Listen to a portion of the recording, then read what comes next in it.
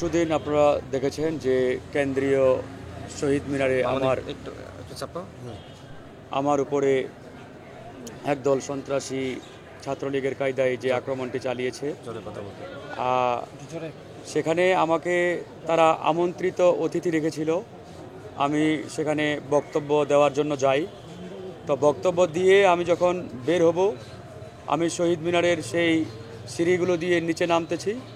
নামার মুহূর্তেই পিছন দিক থেকে 25 থেকে 30 জন সন্ত্রাসী দৌড়ে এসে আমার ব্লেজার ধরে টান দেয় এবং আমাকে ঘিরে ফেলে অতর্কিতভাবে সেখানেই তারা আক্রমণ শুরু করে। তা আক্রমণের এক পর্যায়ে তারা আমাকে বলে যে এখানে ছাত্রদলের নেতারা আপনার বক্তব্যের পরে উত্তেজিত, আপনার বক্তব্যের পরে তারা এখানে ঝামেলা পাকানোর চেষ্টা করতেছে, মানে নামার আগেই। তা আমি তখন ওই আয়োজকদের সভাপতি, যিনি আমাকে বললেন যে ছাত্রদলের ছেলেরা আপনার বক্তব্যের পরে উত্তেজিত, আমি তাকে জিজ্ঞেস করলাম যে এটা তো বিএনপির বিরুদ্ধে কোনো প্রোগ্রাম না, বিএনপির বিরুদ্ধে কোনো সমাবেশও না, আর এখানে ছাত্রদলই বা কেন আসবে? এটা তো আপনাদের ওই বিপ্লবী পরিষদের সমাবেশ। তো এরকম বলার পরে আমি বললাম ঠিক আছে, তাহলে আমি চলে যাচ্ছি, অসুবিধা নেই। আমি থাকলে যদি আপনাদের প্রোগ্রামে কোনো সমস্যা হয়, আমি সেটা চাই না, আপনারা সমাবেশটি কন্টিনিউ করেন। তো এটা বলে আমি সমাবেশ স্থল ত্যাগ করে আমি নামবো ওই শহীদ মিনারের সিঁড়ি দিয়ে। এই নামতে নামতেই তারা পিছন থেকে আমার উপরে অ্যাটাক করে। তো অ্যাটাক করার পরে ওখানে আপনারা সবাই দেখেছেন সেই ভিডিওগুলো। তারা এক পর্যায়ে আমাকে আক্রমণ চালাতে চালাতে ঢাকা বিশ্ববিদ্যালয়ের যে মেডিকেল সেন্টার আছে, সেই মেডিকেল সেন্টারের গেট পর্যন্ত আমাকে নিয়ে যায়। সেখানেও তারা আমাকে ছাড়ে নাই। এবং তাদের এই আক্রমণটি পরিপূর্ণভাবে বিগত হাসিনার আমলে আমরা 21 বার হামলার শিকার হয়েছি, ঠিক একই কায়দায় তারা এই আক্রমণটি চালিয়েছে। এখানে ছাত্র দলও ছিল না, বিএনপিও ছিল না, আর এই বক্তব্য বিএনপির বিরুদ্ধেও না। তো সুতরাং তারা কেন এরকম একটি ধোঁয়াশাপূর্ণ পরিবেশ তৈরি করে আমার উপরে আক্রমণটি চালালেন, সেটা অবশ্যই আজকে বড় একটি প্রশ্নের বিষয়। আমার কাছে যেটি মনে হচ্ছে, তারা পরিকল্পিতভাবে বিএনপি এবং গণ অধিকার পরিষদকে মুখোমুখি দাঁড় করানোর জন্য কিংবা একটা পরিস্থিতির মধ্যে ফেলে দেওয়ার জন্যই মূলত আমার কানে এরকম একটা বিভ্রান্তি তারা সৃষ্টি করে বলেছে যে ছাত্রদলের ছেলেরা এখানে। কারণ ছাত্রদল তো সেখানে যাওয়ার প্রশ্নই আসে না। প্রোগ্রামটি হচ্ছে বিপ্লবী পরিষদের, ছাত্রদলেই কেন যাবে বা ছাত্র শিবিরেই বা কেন যাবে সেখানে? তো সেই জায়গায় তারা আক্রমণ চালিয়ে, বাকিটা আপনারা সবাই ভিডিওতে দেখেছেন। ওই সময় আমার সেন্স সেভাবে ছিল না। আমার সহযোদ্ধারা এবং উপস্থিত যারা রিক্সা চালকরা ছিলেন, ওনারা আমাকে ওই রিক্সায় তুলে পরে পিজি হাসপাতালে নিয়ে আসে।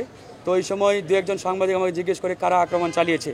তো আমার সেন্স কাজ না করাই আমি আসলে ওই সময় বলেছিলাম হয়তোবা ছাত্রদল হতে পারে। তো পরক্ষণে আমি বলেছি যে না, ছাত্রদল তো এখানে আসার প্রশ্নই আসে না, প্রোগ্রামটা আরেকটা দলের। তো যাই এরকম একটা বিভ্রান্তি তারা ইচ্ছাকৃতভাবে তৈরি করছে বিএনপির সাথে আমাদের একটা দূরত্ব তৈরির জন্য, একটা কাউন্টার পরিস্থিতিতে ফেলার জন্য। এরপরে পিজি হাসপাতালে আমরা ভর্তি আছি। আজকে তারা শহীদ স্মৃতি ফাউন্ডেশনের প্রধান নির্বাহী জুলাই স্মৃতি ফাউন্ডেশনের প্রধান নির্বাহী শহীদ স্নিগ্ধকে পাঠিয়েছিল আমার কাছে আপোষ করার জন্য। শহীদ মুগ্ধের ভাই স্নিগ্ধকে পাঠিয়েছিল। সে 7-8 জনকে নিয়ে আসছিল, এসে আমাকে অনুরোধ করেছে, ভাই ওনারা তো আপনারই ছোট ভাই, ওনারা একটা ভুল করেছে, যাই হোক না বুঝে আপনি মাফ করে দেন।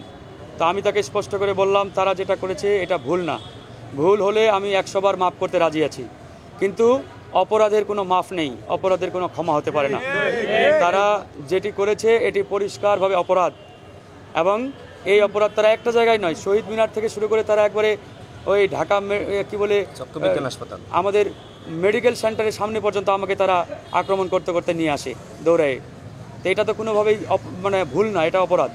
তো এই অপরাধের আমরা কোনোভাবেই মাফ করতে পারি না, মাফ করার কোনো সুযোগ নেই। আমরা অবশ্যই এই সন্ত্রাসী যারা, খুনি যারা, এদের সর্বোচ্চ বিচার চাই। আরেকটি কথা মনে রাখতে হবে, আজকে যারা আহত বা শিক্ষার্থী দাবি করছে, এরা কেউ আহত কিংবা শিক্ষার্থী নন। আমার উপরে যারা হামলা চালিয়েছে এরা কোন অ্যাঙ্গেল থেকে আহত? দৌড়ে দৌড়ে ছাত্রলীগের সন্ত্রাসীদের মতো আক্রমণ চালাচ্ছে, এবং আমরা এদের ছবি ভিডিও আবার দেখতে পাচ্ছি। আমাদের এই সার্জিস সহ বেশ কয়েকজনের সাথে ছবি ভিডিও, অনেকের সাথে এরা এরকম ভিডিও ফুটেজও ইতিমধ্যে সোশ্যাল মিডিয়ায় আসছে। সার্জিস গতকালকে আসছিল, আমি সার্জিসকে বললাম হ্যাঁ তোমার নামটা আসছে, তুমি বলছো ভাই আমি তো জানি না, আমি গত পরশুদিন সারাদিন চিটাগংয়ে ছিলাম।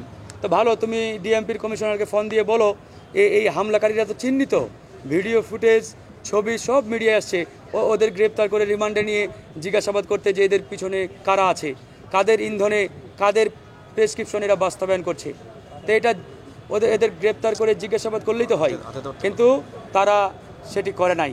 এখানে দেখতে পাচ্ছি এই সন্ত্রাসীদের গ্রেপ্তার করতেও তারা গড়িমসি করছে।